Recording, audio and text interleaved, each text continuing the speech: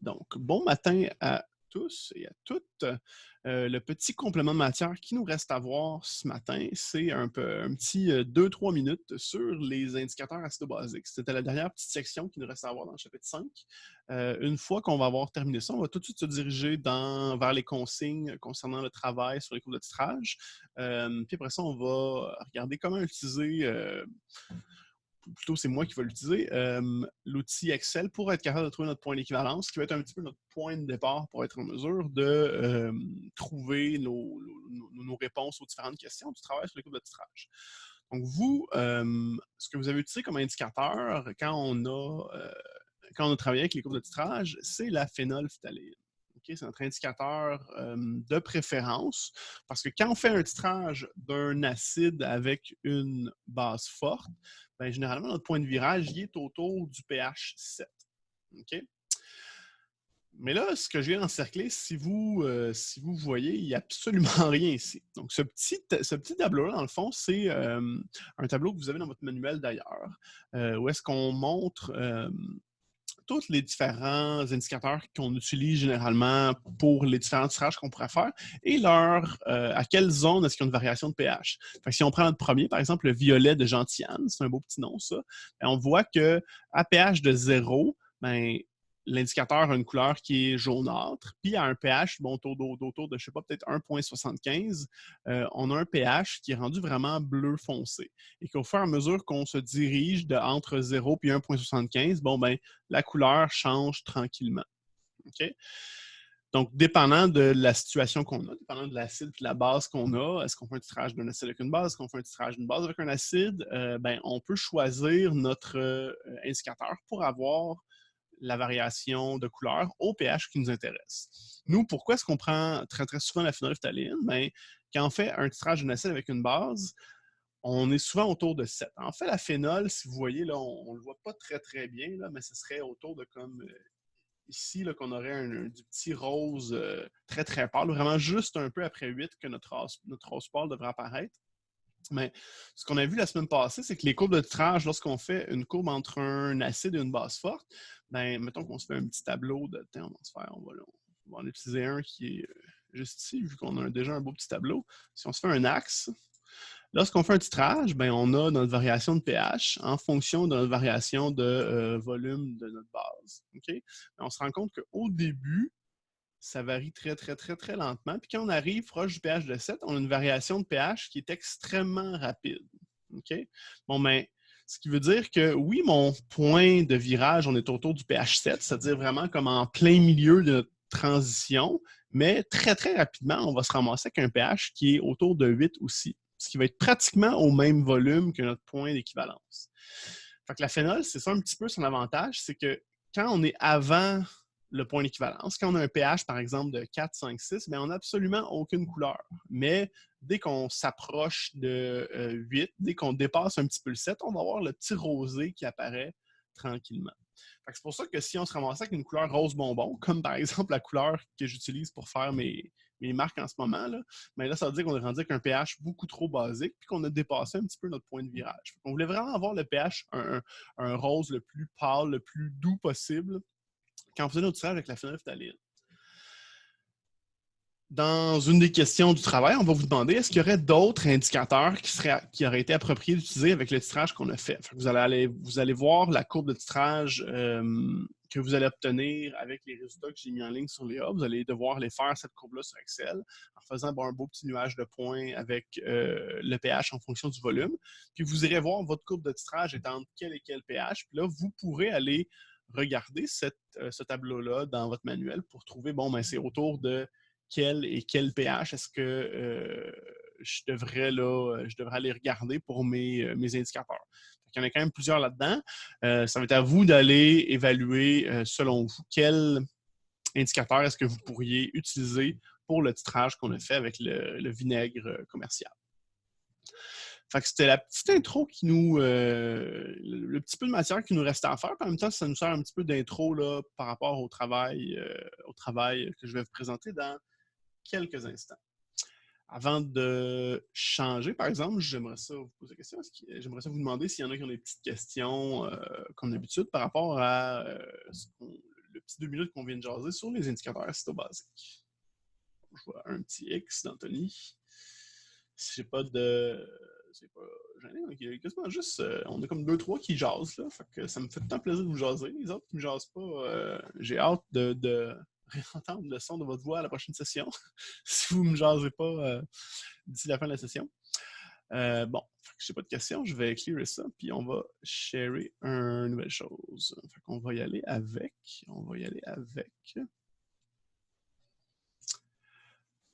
Ça ici. Donc, ce que j'ai mis en ligne, c'est un document Excel. Une des choses que j'ai mis en ligne, c'est un document Excel où est-ce que vous avez les volumes d'un NaOHF avec les pH appropriés. Là, en ce moment, j'assume que tout le monde a regardé la vidéo que je vous avais demandé de regarder là, depuis la semaine passée, puis que je vous avais rappelé hier. Dans cette vidéo-là, on voit Daniel qui fait la courbe de titrage d'un vinaigre commercial en rajoutant du NaOH. La chose qui est bien importante, qu'on avait oublié de mentionner pendant la vidéo, okay, c'est que la concentration du NaOH était à 0,25 mol par litre. Okay? Là, moi, je l'ai ajouté ici. Je pense que je ne l'avais pas ajouté dans le fichier Excel brut là, que je vous envoyais. J'ai fait 0 mise en page dans le fichier que je vous envoyais. C'est vraiment juste les résultats straight, un petit peu comme si vous aviez fait ça, vous, au labo. Là. Fait assurez-vous de prendre ça en note. La concentration du NaOH à ce moment, lors du titrage, lors de la manipulation que Daniel a faite, là, était de 0,25 mol par litre. C'est comme pas mal important pour être en mesure de compléter les petites questions qu'on vous demande. Donc, vous avez ce fichier-là, c'est tous les volumes, les différents volumes de NaOH avec les différents pH qui ont été mesurés. Fait que dans une des questions, on va vous demander de faire un petit graphique avec ça. C'est à partir de ce fichier-là que vous allez travailler comme résultat pour votre courbe de titrage. OK? C'est disponible depuis ce matin sur Léa. Vous pourrez aller télécharger ça tantôt si vous voulez travailler avec ça. Une fois que vous allez avoir pris ce fichier-là, vous allez aller regarder le petit fichier qui s'appelle travail de titrage potentiométrique. Donc, un titrage potentiométrique, c'est tout simplement un titrage dont on monitore la valeur du pH. C'est-à-dire qu'on a un pH mètre puis qu'on prend nos valeurs de pH à chaque fois. Contrairement à un titrage classique où est-ce qu'on a juste un indicateur puis que la seule chose qui nous intéresse, c'est de trouver le point de virage. Donc, nous, c'est un titrage potentiométrique qu'on avait. On avait un pH mètre puis on mesurait le pH aux différentes valeurs. Consigne, qu'est-ce qu'on a à faire? Vous avez 4 questions. Bon, faire la question 1 sur Excel et insérer les points appropriés. La question 1 sur Excel, c'est carrément, on vous demande de faire le titrage comme tel. Puis, dans les différentes questions, après ça, on vous demande des fois d'insérer des points sur le graphique. Okay? Donc, assurez-vous de faire votre graphique sur Excel et quand on vous demande d'insérer un point, vous l'ajoutez dans votre graphique. Pour ce qui est des questions 2, 3 et 4, c'est des problèmes carrément ou des questions qu'on vous demande des petites explications. Vous me faites ça de façon manuscrite en m'assurant de laisser des traces de vos démarches. Je ne veux pas juste la réponse d'attitude. De toute façon, la plupart des problèmes là-dedans, vous allez avoir à faire des calculs, vous allez avoir à faire peut-être un tableau IRE, vous allez avoir une réaction de titrage carrément suivi d'un tableau IRE. Il faut vraiment là, que je puisse voir qu'est-ce que vous avez fait. Une fois que c'est fait, c'est les mêmes consignes qu'avec les devoirs. Vous scannez, transformez, puis vous fusionnez le tout en un seul document PDF pour remettre sur Léa. Dans le fond, ce que vous allez me remettre, vous allez remettre 2 fichiers. Vous allez remettre votre fichier Excel et le PDF là, fusionné ensemble d'ici mardi le 5 mai. Okay? Ce travail-là, vous pouvez le faire soit individuellement, des fois, c'est peut-être plus difficile là, un petit peu de pouvoir travailler en équipe, dépendant de c'est quoi vos conditions là, actuellement. Ou si vous voulez le faire avec votre coéquipier de lab, j'ai absolument aucun problème avec ça aussi. Là. Si vous voulez faire ça en équipe, ça pourrait là, vous alléger un petit peu le travail si ça vous tente. Donc, quelles sont nos petites questions? Première question assez directe. Sur Excel, tracer la courbe potentiométrique du titrage, donc votre courbe de pH, et ajouter une série afin d'indiquer le point d'équivalence. Okay? Qu'est-ce que je dis par là par indiquer une série? Si on retourne à notre courbe de titrage ici, quand vous insérez un graphique, mettons qu'on se fait insérer là, mon Dieu Seigneur. Mon interface. Ah, ok, bon. Je pense un petit peu l'interface de Zoom, c'est comme dans le chemin. Si vous insérez un nuage de points, comme ça ici, attends une minute, on va recommencer. Si je sélectionne quelques données, puis là je fais insertion, je fais insérer un nuage de points, vous avez votre graphique qui va apparaître. OK? Mais là, évidemment, j'ai juste sélectionné quelques points pour que vous puissiez voir l'allure de votre côté, ça ressemble à quoi. Si je veux insérer un autre point, en cliquant sur le graphique, puis en faisant un clic de droit, puis en allant dans sélectionner des données, je peux ajouter une autre série. OK? Puis là, cette autre série-là, je pourrais aller sélectionner, par exemple, mon nom de la série, je pourrais l'appeler point d'équivalence. Là, dire, bon, mais ce point-là, j'aimerais ça que ça soit en... Qu'est-ce que je dis? Le X, ça serait, mettons, un volume de 20, puis mon Y, ça serait un volume de 4,85. Ça me rajoute une deuxième série qui va avoir un point d'une couleur différente. Okay? Quand on vous demande d'ajouter un autre point, c'est de cette façon-là que je veux que vous le faisiez. Là. Okay? Fait qu'on ajoute une autre série, on ne fait pas juste rajouter un autre point bleu, comme ça on peut le différencier. Puis vous allez pouvoir aussi mettre en une légende là, pour identifier les points correctement. Fait que, je veux quand même que vous me présentiez un graphique là, correctement fait sur Excel. Là. Si vous allez voir, si vous voulez savoir l'allure ressemble à quoi, ben, si vous retournez voir la vidéo, le graphique se fait en live. Là, fait que vous allez pouvoir être certain que votre graphique se passe bien et est bien fait à ce moment-là. Donc, si on retourne à notre travail, OK. Donc, sur Excel, vous faites votre graphique. Après ça, à partir des coordonnées du point d'équivalence, qu'on va trouver ensemble dans quelques instants.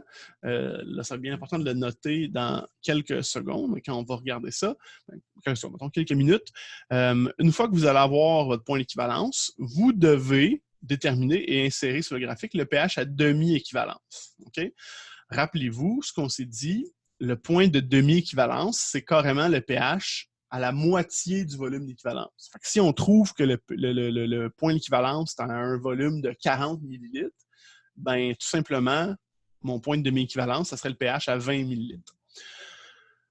Maintenant, pourquoi est-ce qu'on a besoin d'expliquer brièvement notre démarche si c'est juste divisé par 2? Parce que le volume qu'on va trouver pour notre point d'équivalence, ce ne sera pas un volume aussi précis que ça. Okay? Le petit programme qu'on utilise pour trouver notre point d'équivalence va nous donner une valeur très, très précise. Peut-être comme 41,17 ml. Okay?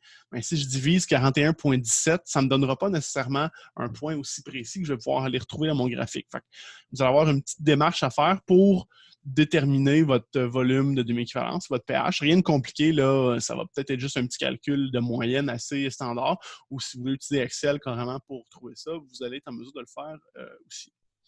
Et ensuite, indiquer sur le graphique les différentes espèces présentes en solution. Fait que ça, vous pouvez le faire directement dans Excel en ajoutant là, une zone de texte. Dans le fond, je vous demande au point de départ, ben, qu'est-ce qu'on a en solution? Là, par exemple, nous, on fait un titrage de vinaigre. Bon, mais c'est quoi l'acide qu'il y a dans du vinaigre? Au point de demi-équivalence, qu'est-ce qu'il y a principalement comme composé? Au point d'équivalence, qu'est-ce qu'il y a principalement comme composé? Et à la fin du titrage, qu'est-ce qu'il y a principalement dans notre mélange? Les principales espèces, là, il devrait avoir une ou deux espèces principales qu'on parle. Ça, venez pas me dire de l'eau. C'est un titrage en solution aqueuse. C'est sûr qu'il y a de l'eau là-dedans. Les différentes espèces, on parle de soit notre acide qu'il y a principalement, est-ce que l'acide plus sa base conjuguée? Est-ce qu'il reste juste la base conjuguée? Est-ce qu'il reste juste de la base conjuguée puis de la base forte? C'est ça qu'on veut dire, là, les composés qui sont présents dans notre réaction de neutralisation, qu'est-ce qui reste à la fin? Donc, dans la question 2, dans le fond, vous insérez votre point sur le graphique, vous indiquez les principales espèces sur le graphique, puis il va avoir, après ça, votre explication de votre démarche qui, elle, va être sous format papier, là, sous format manuscrit. Là. Okay? Vous pourriez carrément aussi l'inscrire dans votre document Excel si vous voulez, là, si ça ne me dérange pas. Là, en fond, la question 2 pourrait carrément tout se faire sur Excel aussi. Là. Par exemple, pour les questions 3 et 4, ça, vous pouvez m'écrire ça sur papier. Donc, question 3 plus des petits calculs, qui est la concentration molaire volumique de l'acide acétique. Ça, vous avez votre pH initial avec votre pH initial, vous devrez être en mesure de faire ça, ou carrément avec votre pH au point d'équivalence.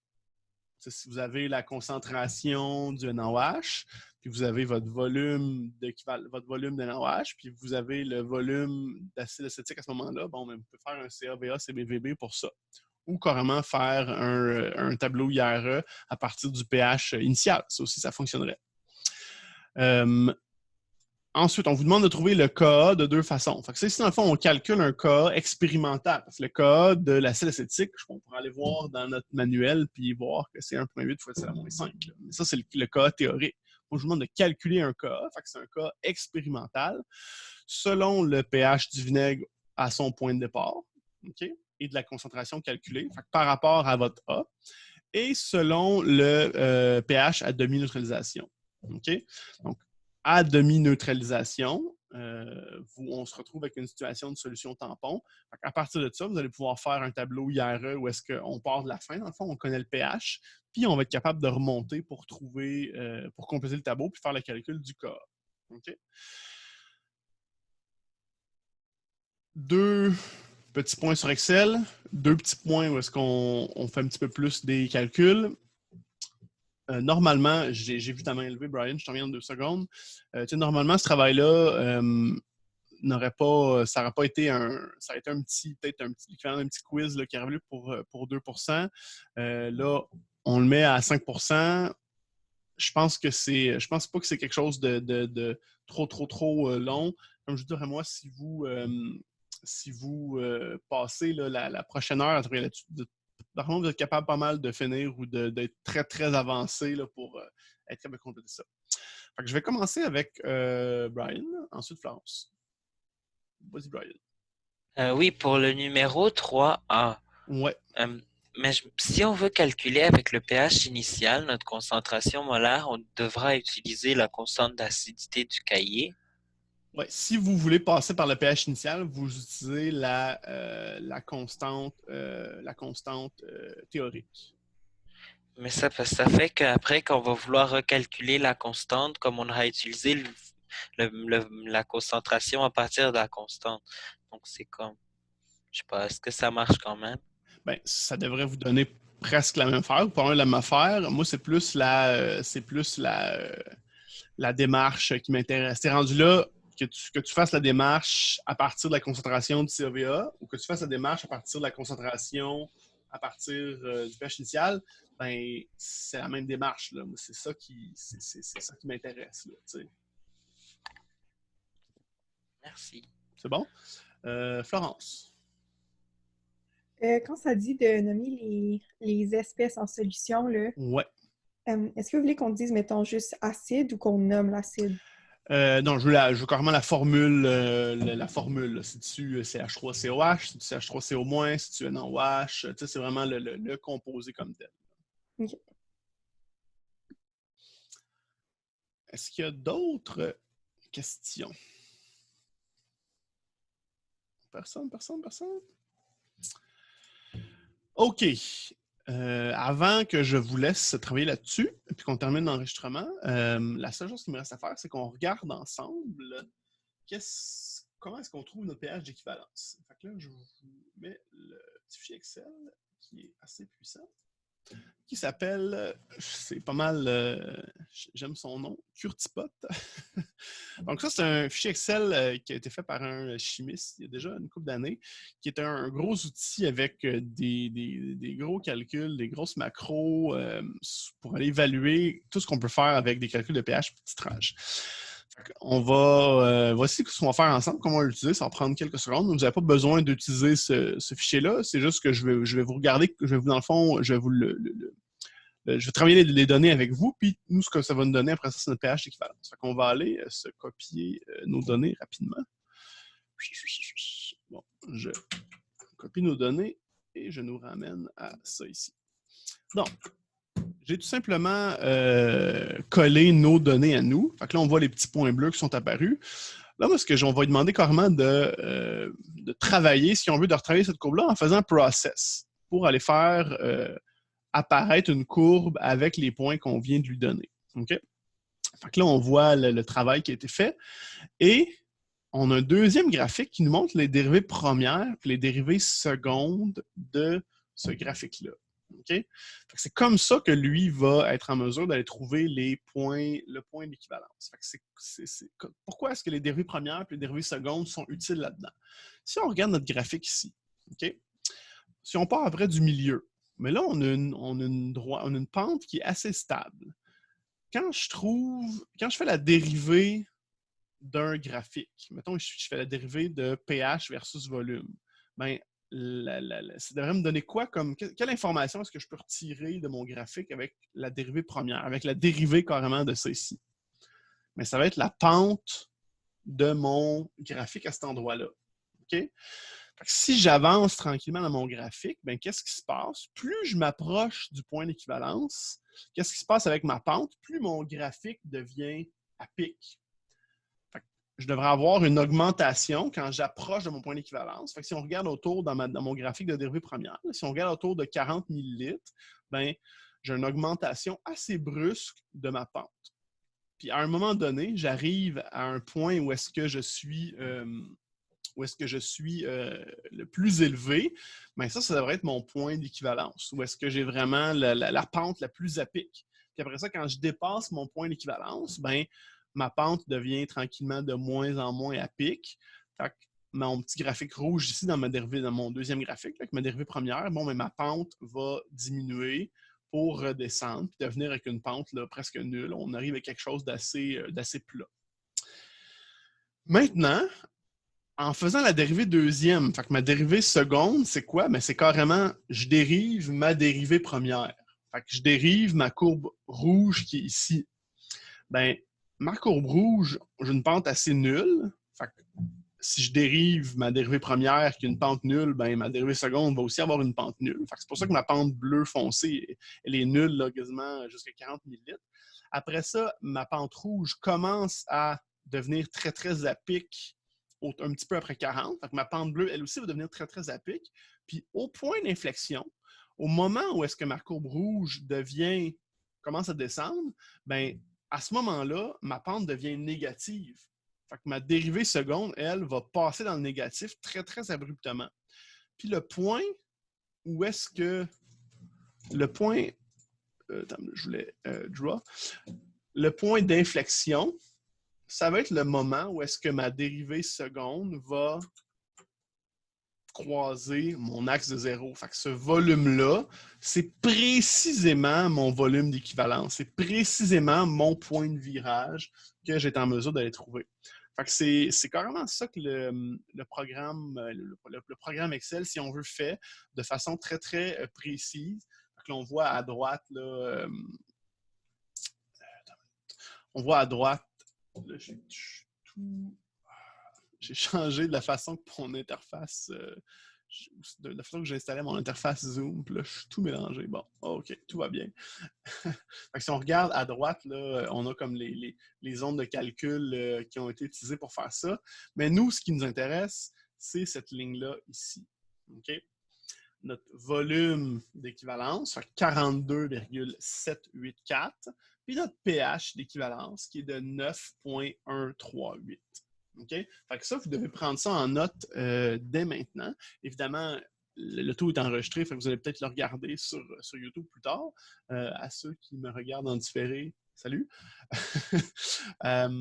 Mais c'est votre volume, c'est un de vos points de départ là, pour votre volume d'équivalence. Fait que je répète, volume d'équivalence 42,784 ml et votre pH à ce volume d'équivalence-là, 9,138.